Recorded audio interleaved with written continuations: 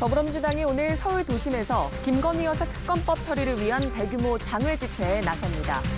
윤석열 대통령과 명태균 씨의 녹취가 조작됐을 가능성을 여당이 제기한 가운데 야권은 연일 탄핵과 임기 단축을 거론하며 공세를 강화하고 있습니다. 북한군 파병 동향을 보고하기 위해 나토에 들렀던 정부 대표단이 우크라이나 당국과 협의를 진행했습니다. 파병 북한군에 대한 정보를 공유했는데 북한군 모니터링단 파견이 구체화될지 관심입니다. 최선희 북한 외무상이 모스크바에서 러시아 외무장관과 만나 핵 강화 노선을 바꾸지 않겠다고 말했습니다. 영국 정부는 북한군 상당수가 러시아 쿠르스크로 향하고 있다며 확전 중단을 촉구했습니다. 미 트럼프 전 대통령이 대선을 나흘 앞두고 공화당 내 반트럼프 인사인 리즈 체니 전 하원 의원의 얼굴에 총을 겨누는 상황을 상상해보자고 말해 또 구설수에 올랐습니다. 해리스 부통령은 폭력적 수사라며 강하게 비판했습니다. 여러분 안녕하십니까? 토요일 아침 뉴스광장입니다. 네, 오늘 서울 도심에서는 더불어민주당이 예고했던 대로 김건희 여사 특검법을 촉구하는 대규모 집회가 열립니다. 윤석열 대통령과 명태균 씨의 통화 녹취가 공개되면서 야당에선 대통령 탄핵이나 임기 단축 이야기도 연일 거론되고 있습니다. 첫 소식 민정희 기자가 전해드립니다. 민주당은 오늘 서울역 일대에서 대규모 장외 집회를 엽니다. 김건희 여사의 국정농단 의혹을 규탄하며 특검법 처리를 촉구할 계획입니다. 이재명 대표는 자신의 SNS에 무너진 희망을 다시 세울 힘은 행동하는 주권자에게 있다며 집회 참여를 독려했습니다. 국민은 물과 같아서 정권을 띄우기도 세우기도 하지만 언제든지 뒤집어 엎을 수 있다는 것. 민주당은 윤 대통령과 명태균 씨의 육성 녹취를 공천 개입의 결정적 물증이라고 규정하고 정부와 여당에 대한 압박 수위를 끌어올리고 있습니다. 지도부에선 공개적인 하야 주장도 나왔습니다. 탄핵이라는 헌정사의 불상사를 막을 수 있는 것은 윤 대통령이 김건희 특검을 수용하고 대통령직에서 물러나는 것입니다. 하야가 답입니다. 소속 국회의원과 전국 지역위원장이 모이는 비상회의가 소집됐고 이재명 대표는 당내 4선 의원들과 전국 대응 방안을 논의하는 등 당내 결속을 다졌습니다. 다른 야당들과 윤 대통령 임기 단축을 위한 개헌 준비 모임도 결성됐습니다. 헌법 부칙을 개정해 윤 대통령의 임기를 2년 단축하겠다는 건데 민주당과 조국혁신당 의원 20여 명이 합류했습니다.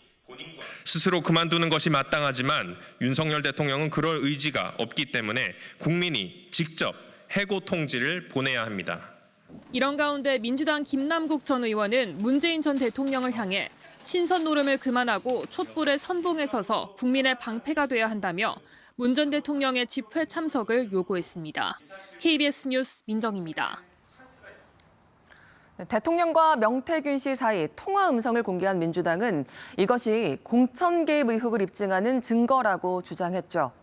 오늘 새벽까지 이어진 국회 운영위원회 국감에서 정진석 대통령 비서실장은 문제될 내용 없다고 반박했는데 운영위원들과 계속해서 거친 공방이 오갔습니다. 들어보시겠습니다. 취임식 전날에도 명태균 씨랑 통화를 했는데 이거 거짓 해명 아니냐 이렇게 물었더니 실장님께서 경선 이후 본선 때 연락을 안 했다는 의미였다. 그럼 뭐가 진실입니까? 관계를 유지해오고 문자하고 전화하고 한 게 아니고 경선 과정에서 관계가 단절됐는데 그 이후 취임식 전날 당선 이후에 전화가 온 것을 받은 것이다.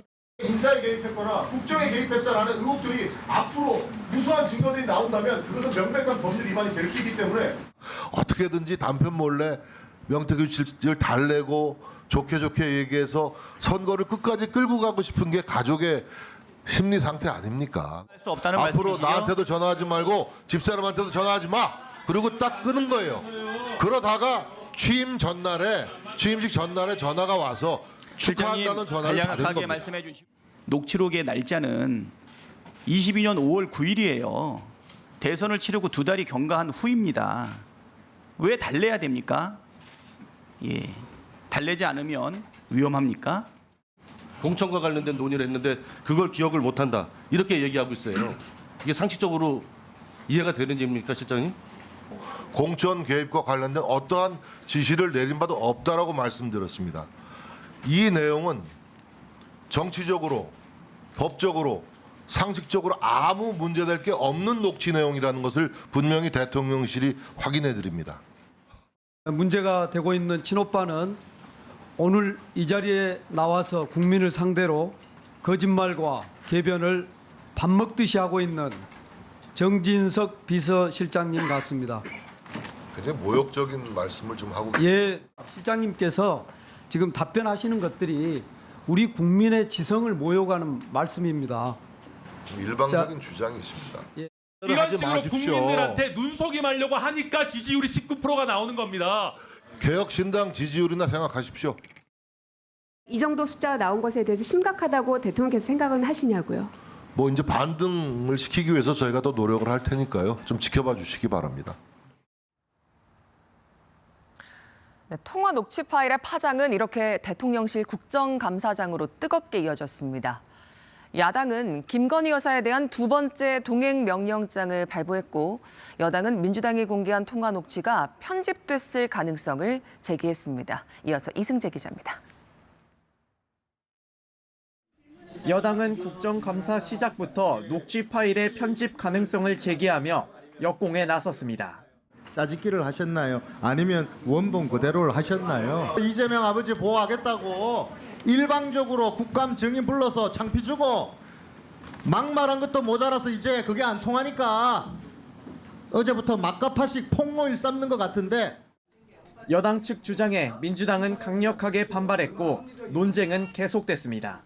신뢰도를 떨어뜨리기 위해서 계속 조작이라고 말씀하셔도 대통령께서 직접 명태균 씨와 통화하고 말씀하신 건 변하지 않습니다. 그걸 우리가 어떻게 조작을 해가지고 다 말씀을 드리겠습니까? 야당은 윤석열 대통령이 하야해야 할 상황이라고 공세를 폈고 여당은 민주당식 정치 공작이라고 맞섰습니다.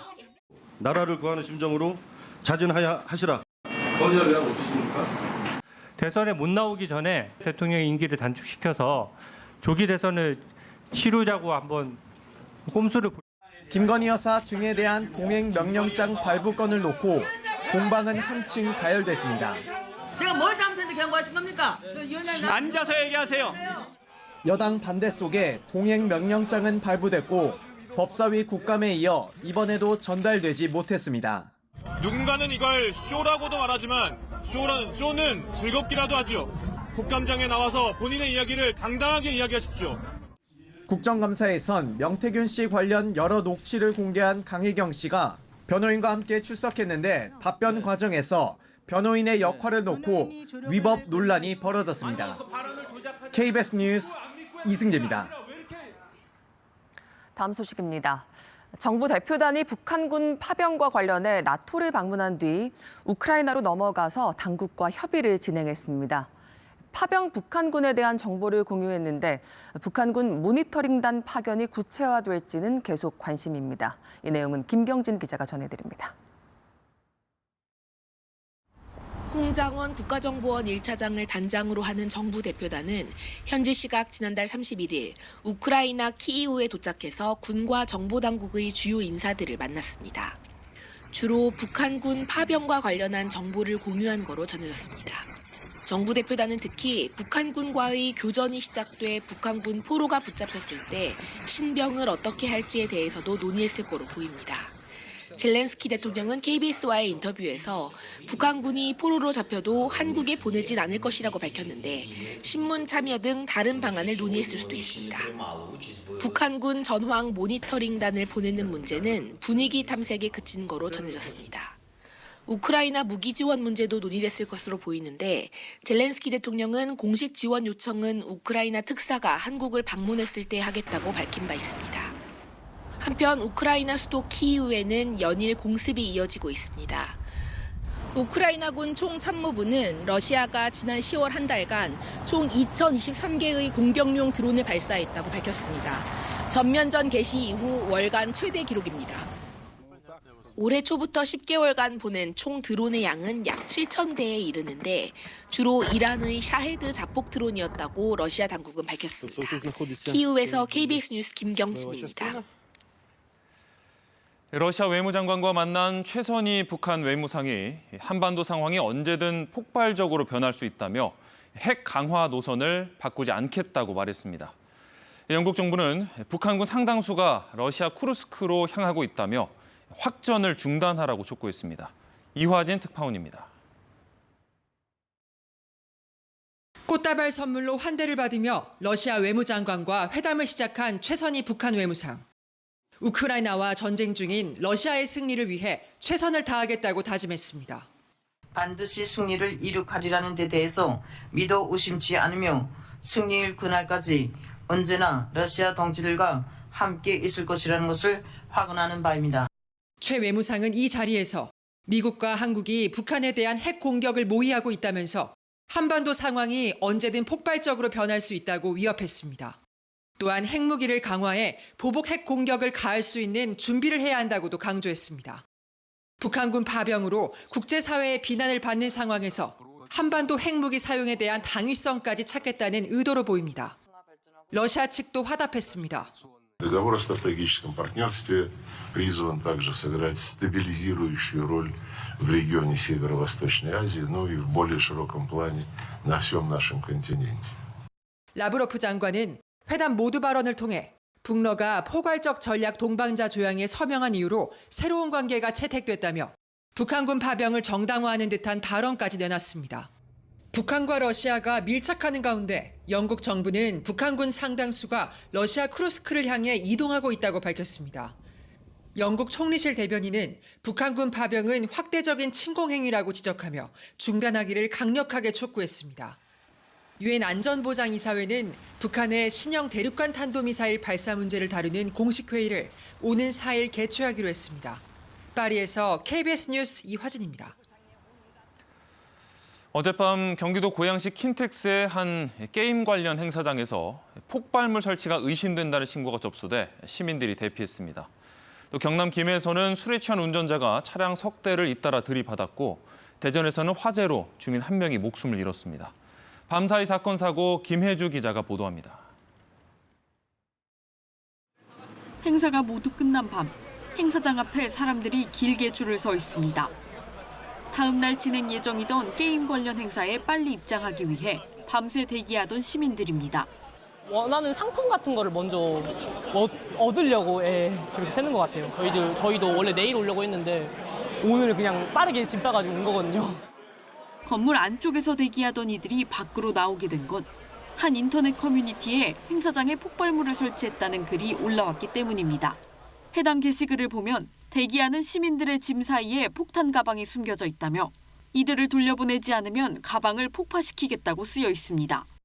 작년에도 이제 원신 여름 축제 때 폭탄을 설치했다는 허위 위협 글이 있었어요. 나사 같은 쇠뭉치들이 터지는 그런 방식의 밥솥 폭탄을 설치했다라는 글이 있었어요. 근데 올해도 이 글을 본 네티즌은 즉각 경찰에 신고했고 경찰 특공대와 인근 군부대, 소방인력 등이 폭발물 설치 여부를 확인했습니다. 탐지견까지 투입해 2시간이 넘게 수색했지만 폭발물은 발견되지 않았습니다. 경찰은 해당 게시글이 허위로 작성됐다고 보고 게시자를 특정하는 등 협박 혐의로 수사할 방침입니다. 도로 위에 차량이 뒤엉켜 있습니다. 어제 저녁 8시 40분쯤 경남 김해시 진영읍에서 50대 남성이 몰던 승합차가 차량 3대를 들이받았습니다. 사고 당시 승합차 운전자는 술에 취한 상태로 혈중 알코올 농도는 면허 취소 수준으로 확인됐습니다. 어제 저녁 8시 20분쯤 대전 서구 월평동의 한 다가구 주택에서 불이 났습니다. 불은 17분 만에 꺼졌지만 불이 난 집에 거주하던 60대 남성이 숨졌습니다. 소방당국은 정확한 화재 원인을 조사하고 있습니다. KBS 뉴스 김혜주입니다. 11월의 첫 주말입니다. 주로 영남 지역과 제주에 비가 내리고 있는데요. 동해안 지역과 영남에는 오늘 5에서 30mm, 제주에는 5에서 20, 전남 지역에도 5에서 20mm 정도의 비가 내리겠습니다. 울릉도와 독도, 중부 내륙 지역에는 5mm 미만의 비가 살짝 지나겠습니다. 비는 오전에 대부분 그치겠지만 제주는 오후까지, 동해안 지역은 밤까지도 이어지는 곳이 있겠습니다. 일요일인 내일은 맑은 하늘이 드러나겠고 오늘과 내일은 낮 기온이 20도 안팎으로 온화하겠습니다. 하지만 다음 주 월요일에 비가 내리고 다음 주 화요일에는 기온이 뚝 떨어지겠습니다. 서울의 아침 기온이 5도까지 곤두박질하겠습니다. 현재 기온 살펴보면 서울이 13.3도, 부산 16.2도 등으로 어제보다 기온이 높습니다. 한낮에는 서울 23도, 대구 21도, 전주 23도로 어제보다 기온이 높겠습니다. 바다의 물결은 모든 해상에서 최고 5에서 6m까지 매우 높게 일겠습니다. 날씨였습니다. 지구촌 선거의 해라 불린 2024년. 이제 현지 시간 다음 주 화요일이 미국 대선입니다. 막판까지 백중세라는 관측 속에 또다시 막말이 논란이 됐는데요. 트럼프 후보가 자신의 정적을 향해 얼굴에 총을 겨눈다는 표현을 사용하자 해리스 후보는 곧바로 폭력적인 표현이라며 강하게 비판했습니다. 워싱턴에서 조혜진 특파원입니다. 트럼프 전 대통령이 자신의 정적에 대한 막말로 또다시 논란이 됐습니다. 공화당 리즈 체니 전 하원 의원을 전쟁을 지지하는 전쟁 매파라고 지칭하며 그녀의 얼굴에 총을 겨누는 상황을 상상해보자고 말한 겁니다. Let's put her with a rifle standing there with 9 barrels shooting at her, okay? Let's see how she feels about it. 체니 전 의원은 공화당 내 대표적인 반트럼프 인사로 미 의사당 폭동 관련 하원 조사위원회 부위원장을 맡았습니다. 최근에는 해리스 부통령에 대한 공개 지지를 선언하고 함께 경합주 유세에 나서기도 했습니다. 체니 전 의원은 자신의 소셜미디어를 통해 트럼프 전 대통령의 발언은 살해 위협이라고 비판하며 이것이 독재자의 방식이라고 목소리를 높였습니다. 해리스 부통령도 곧바로 공세에 나섰습니다. 트럼프 전 대통령이 정치적 반대자들에 대한 폭력적인 수사를 늘려왔다며 대통령으로서 실격이라고 강하게 비판했습니다. Anyone who wants to be president of the United States who uses that kind of violent rhetoric is clearly disqualified and unqualified to be president. 치열한 공방이 이어지는 가운데 주요 승부처인 펜실베이니아에서 지난달 동률이던 지지율이 오차 범위 내에서 해리스 쪽으로 조금 기울었습니다. 이에 공화당 측은 펜실베이니아에서 우편 투표 관련 소송을 내는가 하면 꾸준히 선거 사기 의혹을 제기하고 있습니다. 역대급 초접전에 결과가 나오기까지 며칠이 걸릴 수도 있다는 예측이 나오는 가운데 대선 불복에 대한 우려도 커지고 있습니다. 워싱턴에서 KBS 뉴스 조혜진입니다. 미국의 일자리 증가폭이 약 4년 만에 가장 적게 증가했습니다. 일시적인 영향이 크다고는 하지만 쇼크라고 불릴 만한 일자리 성적표에 이번 달 연준이 금리를 내릴 확률이 100%일 거라는 전망이 나옵니다. 뉴욕에서 박일중 특파원이 전해드립니다. 미국의 10월 비농업 일자리가 전달보다 12,000개 증가한 것으로 집계됐습니다. 코로나19 대유행 여파로 고용이 크게 줄었던 2020년 12월 이후 3년 10개월 만에 최저치입니다. 전문가 전망치 11만 명의 10분의 1 수준입니다. 이에 대해 미 노동부는 허리케인에 의해 일부 업종의 고용이 영향을 받았을 가능성이 있다고 평가했습니다. 9월 말에는 허리케인 헐린이, 지난달 상순에는 밀턴이 미 남동부 지역에 큰 피해를 남겼습니다. 여기에 더해 보잉사 파업의 영향도 있었습니다. 이를 반영하듯 별도로 집계하는 실업률은 4.1%로 9월과 크게 달라지지 않았고 전문가 예상치에도 부합했습니다. 또 시간당 임금 상승률은 전망치보다 높아 전반적인 고용시장은 나쁘지 않음을 보여줬습니다. 이에 따라 이날 고용지표가 경제 흐름과 대선 민심에 미치는 영향은 제한적이라는 평가가 나옵니다. 다만 금리 선물 시장에서는 이달 미 연방준비제도가 금리를 내릴 확률을 100%로 보고 있습니다. We're big believers that rates are higher than they should be in this economy, and we would like them to continually move lower. 미 10년 만기 국채 등 시장 금리는 고용지표 발표 직후 급락했다가 다음 주 대선 등을 앞두고 상승세로 돌아섰습니다. 주가는 전날 급락세를 딛고 상승 마감했습니다. 바이든 대통령은 고용지표와 관련해 성명을 내고 이달 일자리 증가폭은 반등할 거라며 대선에 영향을 미칠 가능성을 경계했습니다. 뉴욕에서 KBS 뉴스 박일중입니다. 우리나라 수출 증가세가 지난달에도 이어져 역대 10월 가운데 최대 수출 실적을 보였습니다. 효자 품목은 반도체와 자동차였는데요. 이런 분위기가 연말까지 이어질 것으로 보이는 가운데 미 대선이 변수입니다. 김지숙 기자가 보도합니다. 지난달 우리 수출은 575억 2천만 달러. 역대 10월 최대 실적입니다. 13개월 연속 증가세인데 반도체와 자동차가 이끌었습니다. 12개월 연속 증가세의 반도체는 최대 황금기 2018년 10월 실적도 넘어섰습니다.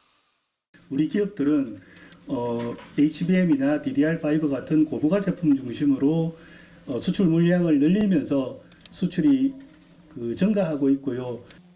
지난 9월 증가세로 돌아선 수출 2위 자동차도 호조세를 이어갔습니다.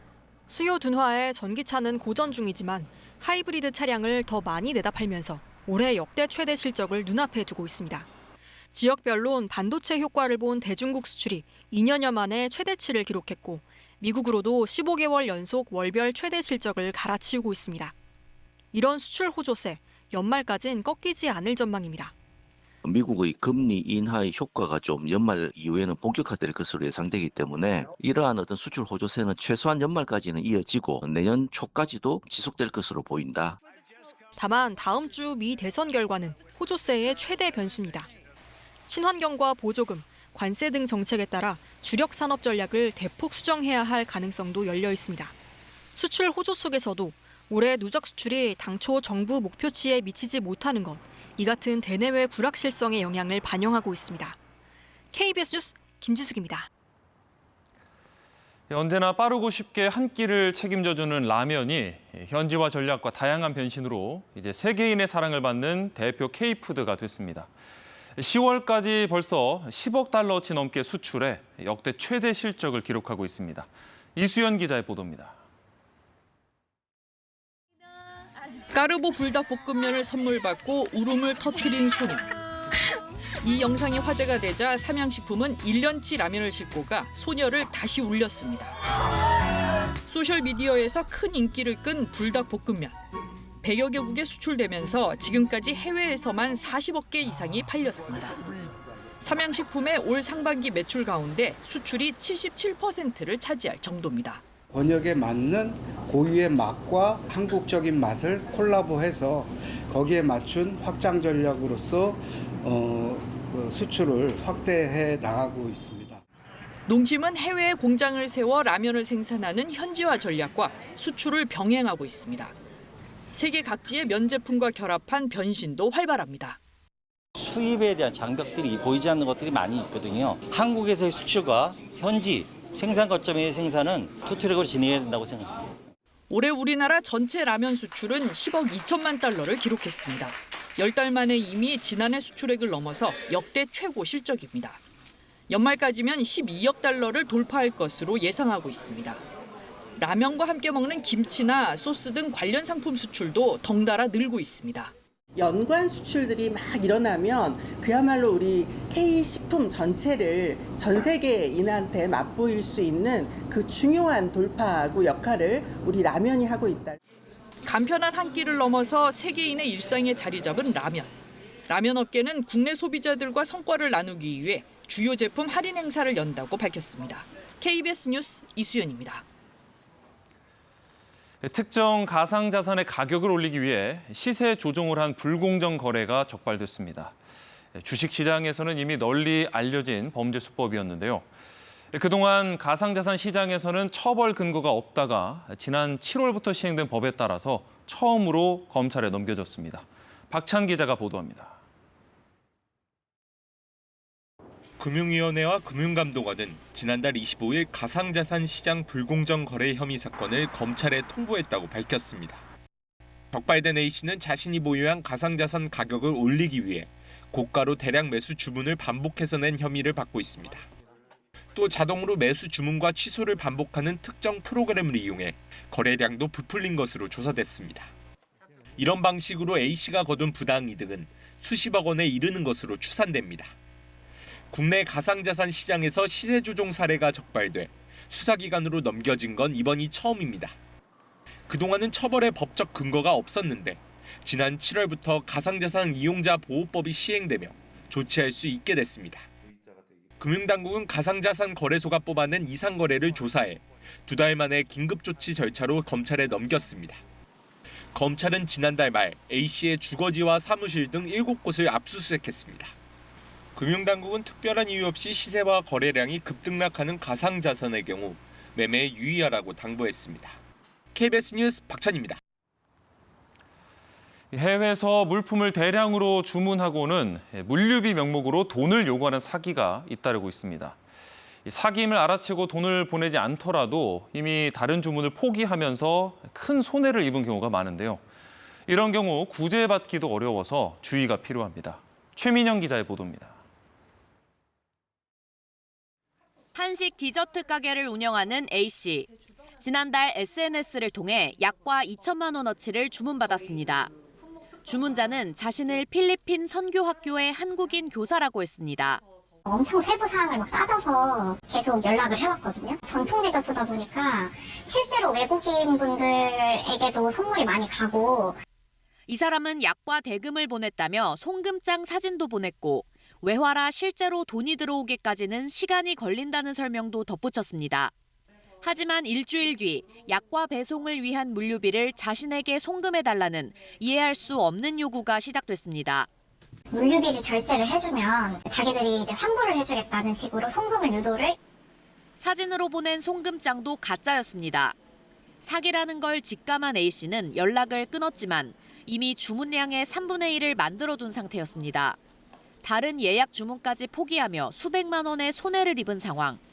하지만 딱히 보상이나 구제를 받을 방법은 없었습니다. 이처럼 SNS를 통해 해외에서 대량 주문을 받았다 금전적 손실을 입는 사기 피해가 잇따르고 있습니다. 대부분 해외 기업의 한국인 직원 등을 사칭하고 물품을 주문한 뒤 물류비를 요구하는 수법입니다. 좋은 조건으로 제품을 구매를 하겠다라고 이제 먼저 연락을 합니다. 물류 비용을 먼저 내주면은 우리가 나중에 돌려주겠다. 전문가들은 이러한 사기를 당할 경우 피해 구제가 어렵다며 해외에서 대량 주문을 받으면 코트라 등을 통해 주문한 기관이나 업체를 확인해 봐야 한다고 강조했습니다. KBS 뉴스 최민영입니다. 이어서 한국도로공사 연결해 주말 아침 교통 상황 알아보겠습니다. 가을하면 빼놓을 수 없는 한 가지 바로 단풍이죠. 올해는 설악산의 단풍이 뒤늦게 절정에 달하면서 이번 주말 나들이 많이 떠나실 텐데요. 이에 따라 고속도로 교통량 자체도 지난주에 이어서 많이 살펴지겠습니다. 지금 고속도로는 일찍부터 정체가 늘어납니다. 15번 서해안고속도로 목포 방향으로는 서서울 요금소와 순산터널 사이로 막혔다가 다시금 팔곡분기점과 비봉 중심으로도 속도가 내려가고요. 1번 경부고속도로 부산 쪽으로는 이제 잠원과 신갈 또 남사와 안성 중심으로 차가 많아지고 있습니다. 강원권으로 가는 길 60번 서울 양양선은 양양 쪽으로 덕소산패와 남양주 요금소 사이로 3km 정체고요. 52번 광주 원주선은 원주 쪽으로 투월 부근에서 꽉 막힙니다. 끝으로 50번 영동고속도로 강릉 쪽으로는 북수원과 용인 부근에 차가 많습니다. 지금까지 고속도로 교통방송이었습니다. 영남과 제주에 비가 내리고 있습니다. 오늘 동해안 지역과 영남 지역에는 5에서 30mm, 전남과 제주에 5에서 20, 중부 내륙 지역과 울릉도 독도에는 5mm 미만의 비가 예상됩니다. 비는 오전에 대부분 그치겠지만 제주는 오후까지, 동해안 지역은 밤까지도 이어지는 곳이 있겠습니다. 오늘과 내일은 낮 기온이 20도 안팎으로 온화하겠습니다. 하지만 다음 주 월요일 주로 중부지방에 비가 내린 뒤로는 화요일에 기온이 큰 폭으로 떨어져 날이 추워지겠습니다. 화요일 아침에는 서울 기온이 5도까지 뚝 떨어지겠습니다. 현재 기온은 어제 아침보다 조금 높습니다. 포항이 17.1도, 전주는 14.6도 가리키고 있고요. 한낮에도 춘천이 20도, 대전 23도, 광주 24도, 부산 22도로 어제보다 기온이 높겠습니다. 바다의 물결은 모든 해상에 풍랑특보가 내려진 가운데 최고 5에서 6m까지 매우 높게 일겠습니다. 일요일인 내일은 맑은 하늘이 드러나겠습니다. 날씨 정보 전해드렸습니다. 더불어민주당이 오늘 서울 도심에서 김건희 여사 특검법 처리를 위한 대규모 장외 집회에 나섭니다. 윤석열 대통령과 명태균 씨의 녹취가 조작됐을 가능성을 여당이 제기한 가운데 야권은 연일 탄핵과 임기 단축을 거론하며 공세를 강화하고 있습니다. 북한군 파병 동향을 보고하기 위해 나토에 들렀던 정부 대표단이 우크라이나 당국과 협의를 진행했습니다. 파병 북한군에 대한 정보를 공유했는데 북한군 모니터링단 파견이 구체화될지 관심입니다. 최선희 북한 외무상이 모스크바에서 러시아 외무장관과 만나 핵 강화 노선을 바꾸지 않겠다고 말했습니다. 영국 정부는 북한군 상당수가 러시아 쿠르스크로 향하고 있다며 확전 중단을 촉구했습니다. 미 트럼프 전 대통령이 대선을 나흘 앞두고 공화당 내 반트럼프 인사인 리즈 체니 전 하원 의원의 얼굴에 총을 겨누는 상황을 상상해보자고 말해 또 구설수에 올랐습니다. 해리스 부통령은 폭력적 수사라며 강하게 비판했습니다. 오늘 서울 도심 일대에서는 더불어민주당이 예고했던 대로 김건희 여사 특검법을 촉구하는 대규모 집회가 열립니다. 윤석열 대통령과 명태균 씨의 통화 녹취가 공개되면서 야당에선 연일 대통령 탄핵이나 임기 단축을 거론하고 있습니다. 보도에 민정희 기자입니다. 민주당은 오늘 서울역 일대에서 대규모 장외 집회를 엽니다. 김건희 여사의 국정농단 의혹을 규탄하며 특검법 처리를 촉구할 계획입니다. 이재명 대표는 자신의 SNS에 무너진 희망을 다시 세울 힘은 행동하는 주권자에게 있다며 집회 참여를 독려했습니다. 국민은 물과 같아서 정권을 띄우기도 세우기도 하지만 언제든지 뒤집어 엎을 수 있다는 것. 민주당은 윤 대통령과 명태균 씨의 육성 녹취를 공천 개입의 결정적 물증이라고 규정하고 정부와 여당에 대한 압박 수위를 끌어올리고 있습니다. 지도부에선 공개적인 하야 주장도 나왔습니다. 탄핵이라는 헌정사의 불상사를 막을 수 있는 것은 윤 대통령이 김건희 특검을 수용하고 대통령직에서 물러나는 것입니다. 하야가 답입니다. 소속 국회의원과 전국 지역위원장이 모이는 비상회의가 소집됐고 이재명 대표는 당내 4선 의원들과 전국 대응 방안을 논의하는 등 당내 결속을 다졌습니다. 다른 야당들과 윤 대통령 임기 단축을 위한 개헌 준비 모임도 결성됐습니다. 헌법 부칙을 개정해 윤 대통령의 임기를 2년 단축하겠다는 건데 민주당과 조국혁신당 의원 20여 명이 합류했습니다. 스스로 그만두는 것이 마땅하지만 윤석열 대통령은 그럴 의지가 없기 때문에 국민이 직접 해고 통지를 보내야 합니다. 이런 가운데 민주당 김남국 전 의원은 문재인 전 대통령을 향해 신선 노름을 그만하고 촛불의 선봉에 서서 국민의 방패가 돼야 한다며 문 전 대통령의 집회 참석을 요구했습니다. KBS 뉴스 민정입니다. 네, 문제의 녹취에 대해 국민의힘 내부에선 친윤계와 친한계 간 미묘한 온도차가 드러나는 모습인데요. 여권의 자중질환을 우려하는 목소리도 나옵니다. 국민의힘은 민주당이 잇따르는 의혹 제기가 이재명 대표 방탄용이라고 규정하고 이 대표 1심 선고 공판을 생중계해달라고 법원에 탄원하기로 했습니다. 보도에 이윤우 기자입니다. 윤석열 대통령과 명태균 씨의 통화 녹취 공개 이후 한동훈 대표는 침묵을 이어갔습니다. 한 대표 측은 당이 대응에 앞장서겠다는 취지로 대통령실에 상황 공유를 요청했지만 답이 없었다고 전했습니다. 한 대표 측은 당 소속 법사위원들이 낸 선거법 위반이 아니다란 입장에 대해 당의 공식 입장이 아니란 반응을 보였는데 추경호 원내대표는 법적 문제가 없다는데 개인적으로 동감한다고 강조했습니다. 대다수 법사위원들이 논의하면서 또 집약된 의견을 어제 저는 개인적으로 거기에 동감합니다. 이 같은 여권 내 기류에 자중질환을 우려하는 목소리도 나왔습니다. 홍준표 대구시장은 박근혜 대통령 탄핵 전야 대자비를 거론하며 야당의 대통령 공격에 여당이 대항하지 않는다고 지적한 데 이어 대통령 비서실도 전면 쇄신해야 한다면서 더 늦으면 국정 추동력 회복이 어려워질 거라고 했습니다. 이런 가운데 국민의힘은 오는 15일과 25일 예정된 민주당 이재명 대표의 선거법 위반과 위증교사 혐의 1심 선고 공판을 TV로 생중계해 줄 것을 법원에 탄원하기로 했습니다. 국민의힘은 박근혜 전 대통령 국정농단 사건 1심 선고 공판 등을 생중계한 선례를 근거로 들며 제1야당 현직 대표 관련 사안에 국민적 관심이 지대하다고 밝혔습니다. 새미래민주당도 원내 7개 당에 보낸 협조 공문을 통해 사법부 독립을 지켜야 한다며 법원에 대한 생중계 요청에 동참해달라고 호소했습니다. KBS 뉴스 이윤우입니다.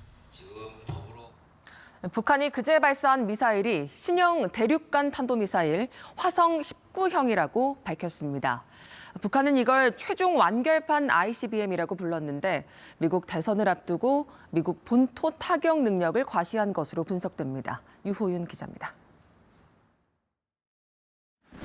대륙간 탄도미사일을 쏜 지 하루 만에 발사 장면을 공개한 북한. 미사일 명칭을 신형 화성 19형이라고 밝혔습니다. 최신형 대륙간 탄도미사일 화성포 19형 시험 발사가 성공적으로 단행됐습니다. 북한은 화성 19형이 최대 정점 고도 7,687km까지 도달했고 1,001km를 약 86분간 비행해 목표한 동해 공해상에 떨어졌다고 주장했습니다. 정점 고도와 비행 시간 모두 북한 ICBM 가운데 최고 기록입니다. 그러면서 화성 19형을 ICBM 최종 완결판이라고 주장했습니다. 외형적으로는 이전 화성 18형보다 탄두 부분이 뭉툭해졌는데 여러 개의 탄두를 싣는 다탄두 탑재를 노렸다는 분석이 나옵니다. 또 이동식 미사일 발사대는 물론 미사일 자체의 길이도 길어졌는데 사거리나 탄두 중량이 늘었을 것으로 추정됩니다. 합참은 정상각도 발사나 다른 테스트를 끝내야 완성 여부를 평가할 수 있다고 밝혔습니다. 딸 주혜와 함께 발사 현장에 나온 김정은 국무위원장은 핵 투발 수단 개발에서 확보한 패권적 지위가 절대 불가역이라는 것을 보여줬다며 핵무력 강화 노선을 그 어떤 경우에도 절대로 바꾸지 않을 것이라고 말했습니다. 미국 대선을 앞두고 미 본토 타격이 가능한 ICBM 신형 모델을 앞세워 존재감을 과시한 거로 풀이됩니다. 되돌이키기 어려울 정도의 핵무기 고도화를 이뤘다라는 것을 미국에 일단 2차적으로 가장 강력하게 전달하는 게 있고, 다만 북한이 이번에 정상 각도로 시험 발사를 하지 않아 대기권 재진입 같은 ICBM 핵심 기술을 확보했는지는 여전히 불확실한 상황입니다. KBS 뉴스 유호윤입니다. 서울 송파구에서 어제 70대 운전자가 몰던 승용차가 인도로 돌진해서 모두 4명이 다치는 일이 있었습니다. 음주나 마약을 한 상태는 아니었고 급발진 주장도 하지 않았다고 하는데 경찰에서 조사를 하고 있습니다. 원동희 기자입니다. 신호가 바뀌자 움직이기 시작하는 차량들. 갑자기 맞은편에서 승용차 한 대가 나타나 인도로 돌진합니다. 주변은 뿌연 흙먼지로 뒤덮이고 사고 굉음에 주변 상인들까지 뛰쳐나옵니다. 음성으로 얘기하자면 이 정도의 소리 정도? 라지에다가 터져서 그런 건지 연기가 좀 모락모락 나고 있었고요. 서울시 송파구의 한 거리에서 70대 여성이 몰던 승용차가 인도로 돌진한 건 어제 오전 9시쯤. 사고를 낸 차량은 이 도로를 역주행한 뒤 인도를 지나 행인들을 친 뒤 건물 외벽을 들이받았습니다. 이 과정에서 오토바이 운전자와 인도를 걷던 행인 2명이 차량에 치였습니다. 승용차 운전자도 부상을 입는 등 모두 4명이 경상을 입고 병원으로 옮겨졌습니다. 사고 충격으로 담벼락과 인근 식당 내외부가 크게 부서졌지만 다행히 식당이 문을 열기 전이어서 큰 인명피해는 없었습니다. 출근 전이어서 정말 다행이죠. 원래 항상 저 발렛 부스에 사람이 계시거든요. 사고 당시 운전자는 음주나 마약을 한 상태는 아니었고 급발진 주장도 하지 않은 것으로 알려졌습니다. 경찰은 정확한 사고 경위를 조사하고 있습니다. KBS 뉴스 원동입니다.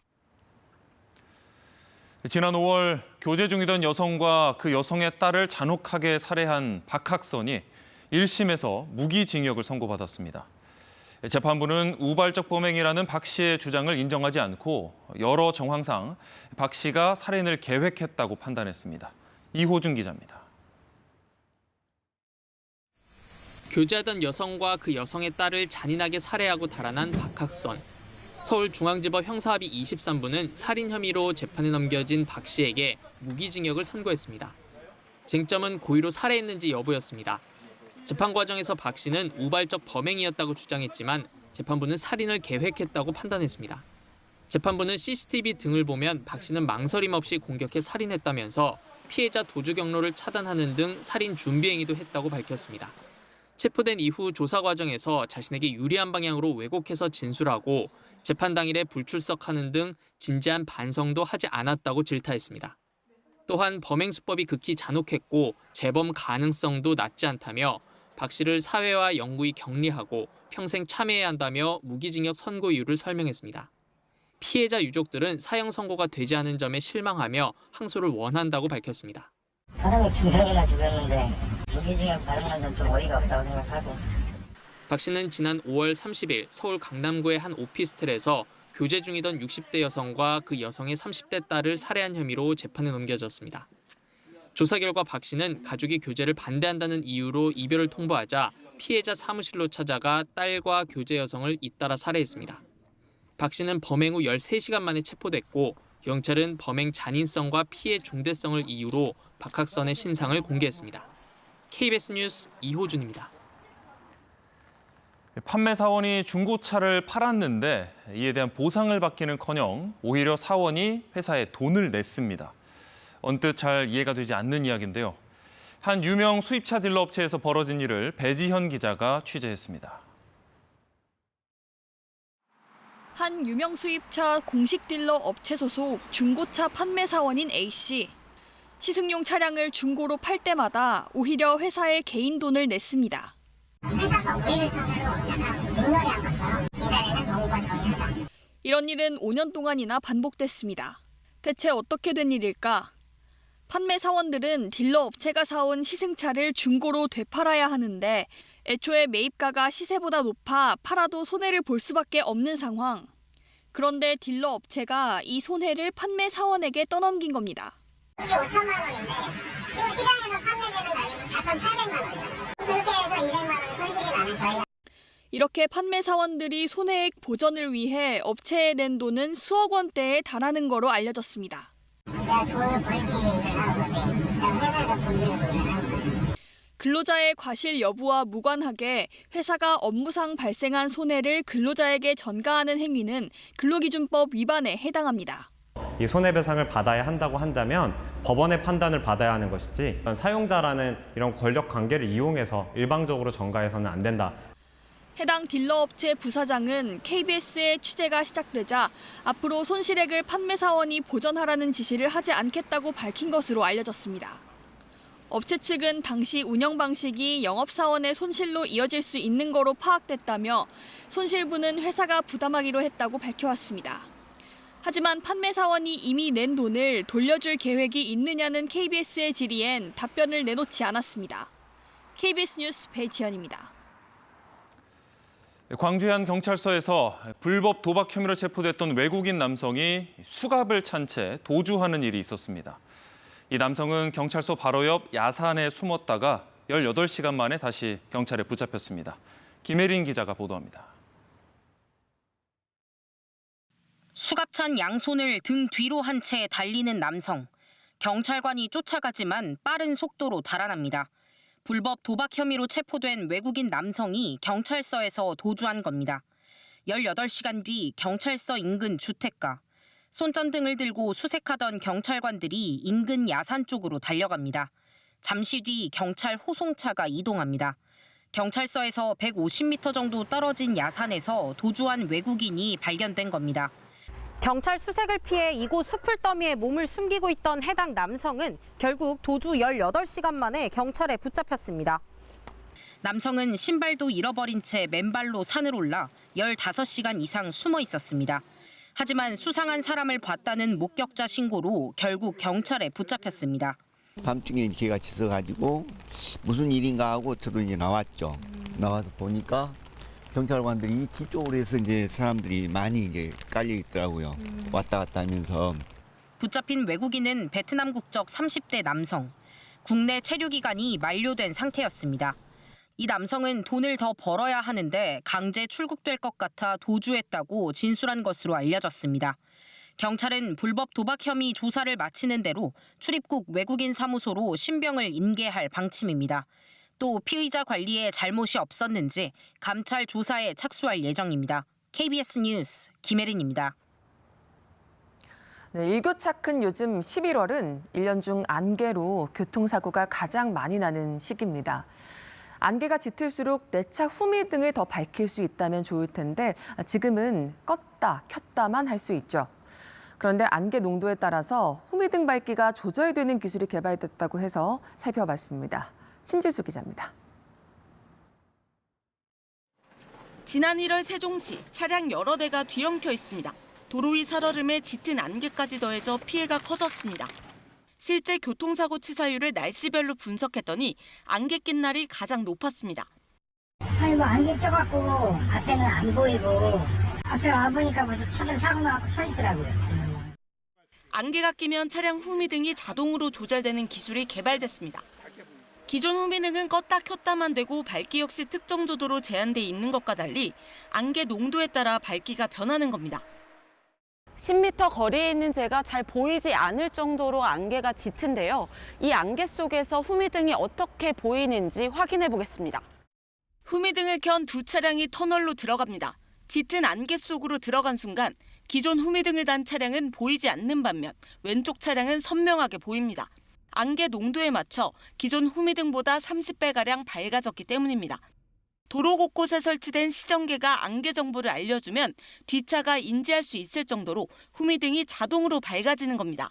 너무 밝아도 안 되고 안개 농도, 즉 시정거리별로 적정 밝기를 산출하여 그 70m 이상에서도 전방 차량을 볼 수 있기 때문에 충분한 정지를 할 수 있고 도로 위 안개 정보를 차량에서 수신하는 장비 개발과 기상 상태에 따른 밝기 기준 개정이 이뤄지면 기술 상용화를 앞당길 수 있습니다. KBS 뉴스 신지수입니다. 전국을 누비며 숨은 보석을 발굴하는 오디션, 그리고 K-팝 스타들이 해외 팬들과 만드는 버스킹 무대. KBS가 새로운 방식의 리얼리티 예능 2편을 준비했습니다. 직접 찾아가서 재미와 감동을 전합니다. 김상엽 기자입니다. 이 사람은 물 만났네. 저런 사람이 연예인 안 하면 누구예요? 노래 실력은 기본, 춤과 연기, 예능감까지 전방위 스타를 찾습니다. 결국 대중들이 원하는 건 감동과 재미지 어떤 기술이 아니거든요. 그런 재밌는 공연을 보여주는 친구, 그런 친구들이 결국 우승을 하게 될 겁니다. 숨은 진주를 발굴하기 위해 전국 방방곡곡을 발로 뜁니다. 사투리 쓰는 친구들도 있고 전주 쪽에서는 정말 한복 입고 오는 친구들도 있었고 그래서 되게 다재다능하고 재능 있는 친구들이 많고 다양한 친구들이 많아서 제가 보면서 너무 즐거웠어요.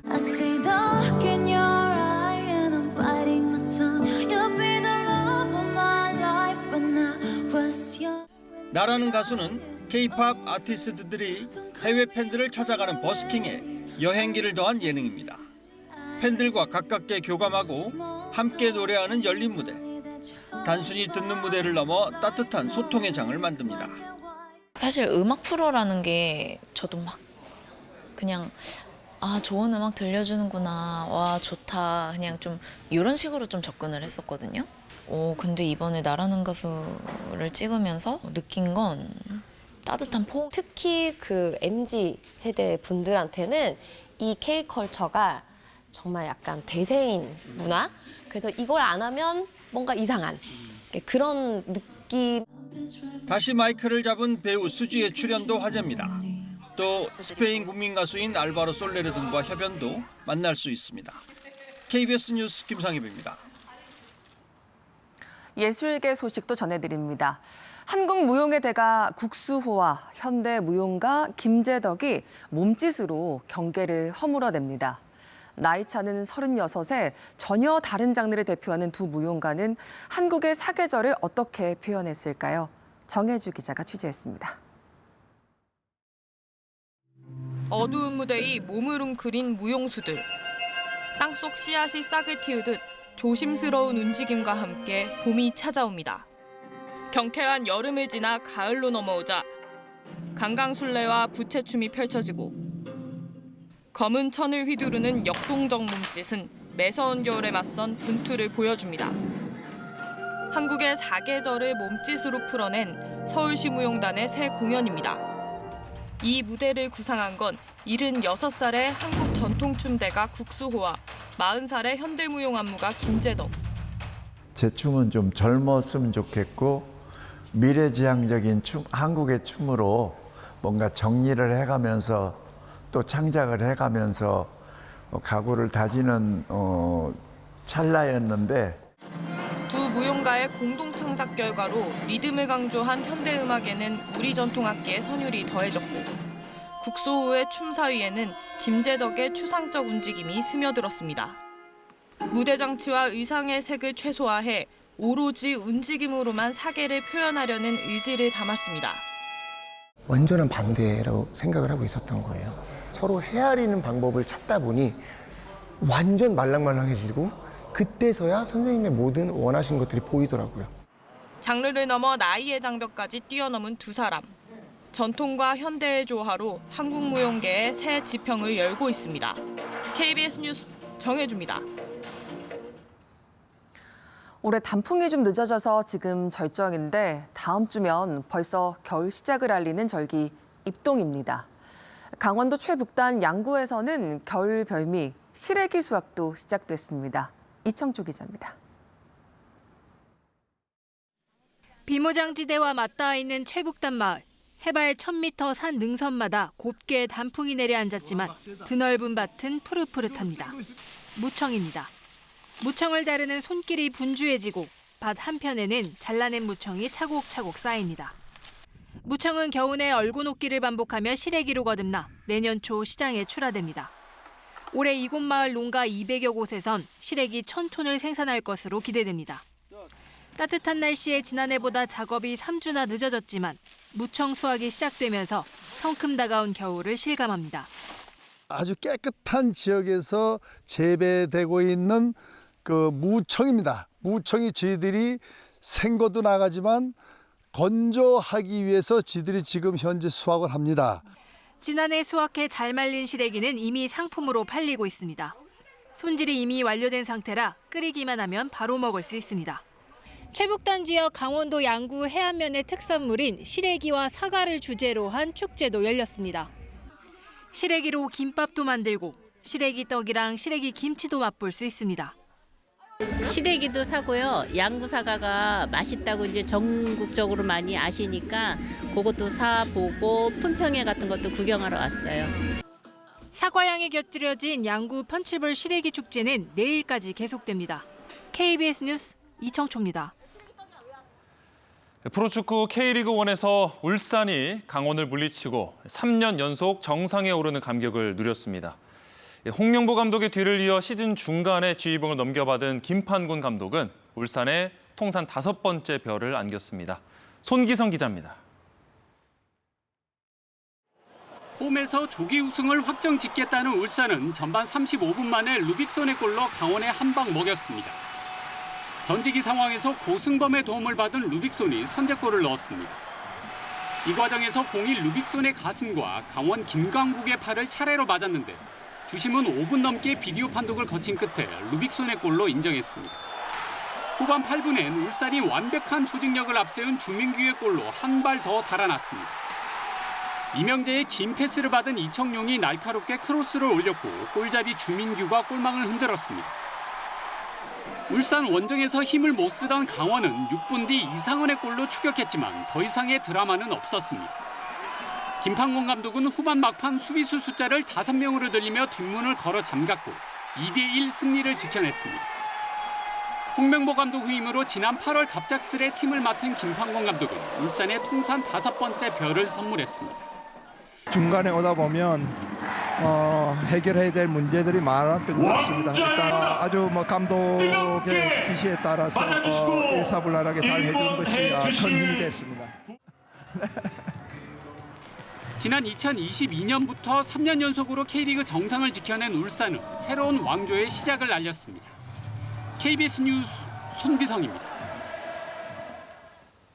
국내 최고의 모터스포츠 축제인 슈퍼레이스 챔피언십이 오늘과 내일 8라운드와 9라운드 최종전으로 챔피언을 가립니다.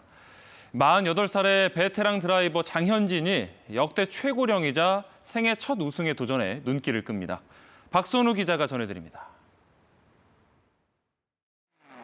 DJ의 신나는 음악과 함께 펼쳐졌던 나이트 레이스는 올해 모터스포츠 최고의 명장면으로 꼽힙니다.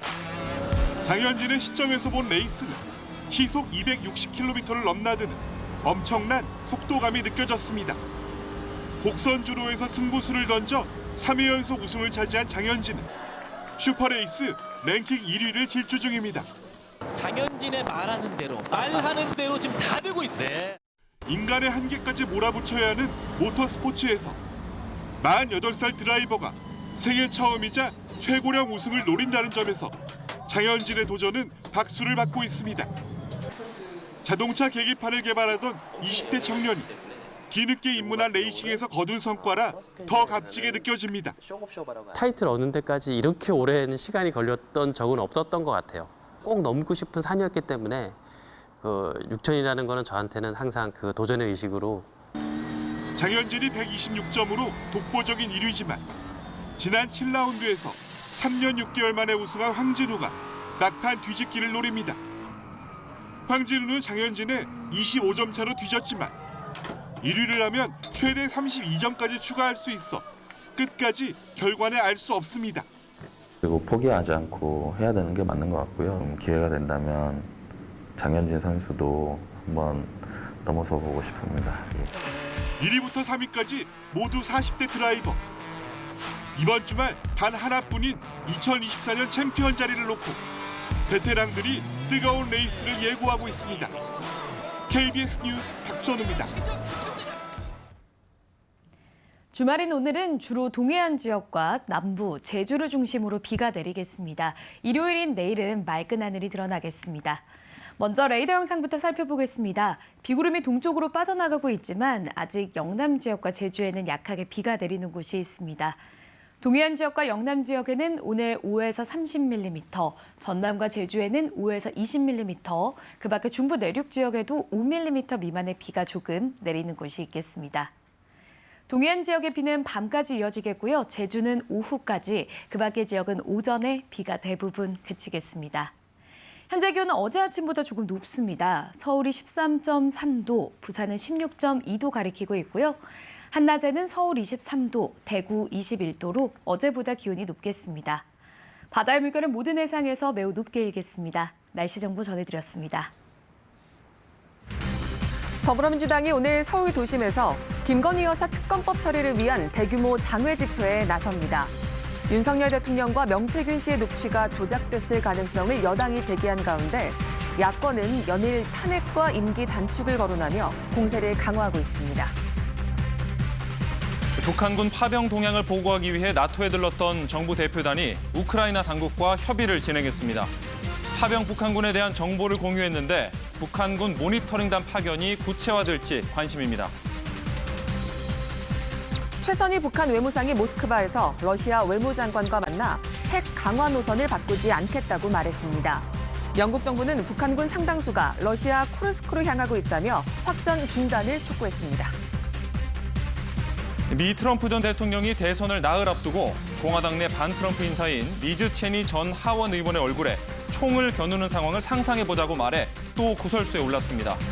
해리스 부통령은 폭력적 수사라며 강하게 비판했습니다. 뉴스광장 2부 이어갑니다.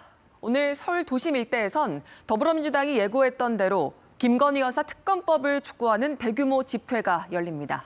윤석열 대통령과 명태균 씨의 통화 녹취 공개 이후 야당은 연일 화력을 키우며 대통령 탄핵이나 임기 단축을 거론하고 있습니다. 보도에 민정희 기자입니다.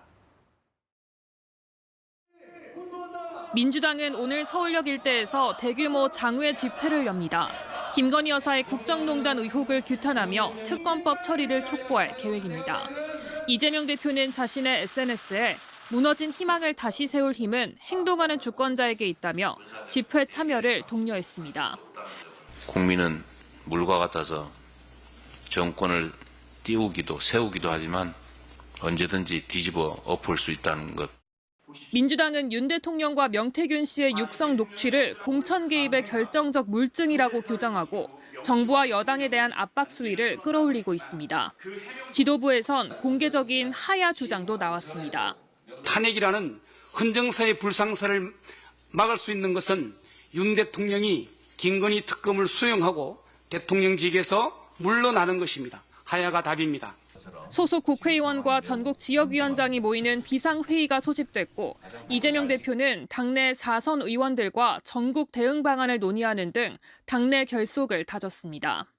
다른 야당들과 윤 대통령 임기 단축을 위한 개헌 준비 모임도 결성됐습니다.